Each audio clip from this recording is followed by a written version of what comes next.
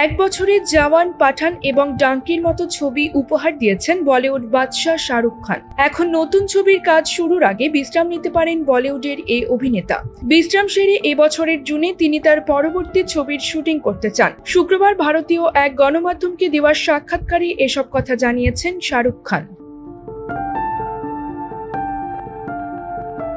অভিনেতা বলেন, আমার মনে হচ্ছে আমার একটু বিশ্রাম নেওয়া উচিত। 3টি সিনেমা পরপর করে ফেলেছি, যার জন্য আমার শরীরে অনেক ধকল গিয়েছে। আমি কলকাতা নাইট রাইডার্স দলকে বলেছিলাম যে এইবার শুধু মূল ম্যাচে আসব।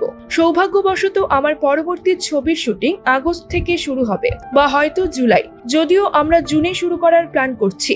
আমি সব হোম ম্যাচে আসতে চাই, কারণ কলকাতা আমার বাড়ির মতো। তবে শাহরুখ ছবির নাম বা অন্যান্য বিবরণ প্রকাশ করেননি। এদিকে শাহরুখকে স্টেডিয়ামে প্রায় তার ছোট ছেলে আব্রামকে নিয়ে আসতে দেখা গিয়েছে।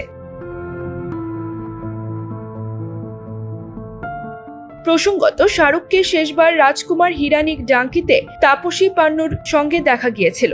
এছাড়াও মেয়ে সুহানা খানের সঙ্গে জুটিতে শাহরুখ খান। ছবির নাম কিং। এই অ্যাকশন থ্রিলার ছবিতে ডনের চরিত্রে দেখা যাবে শাহরুখকে। জানা গেছে 200 কোটি টাকার বিশাল বাজেটে নির্মিত হচ্ছে ছবিটি। ছবি পরিচালনা করবেন সুজয় ঘোষ।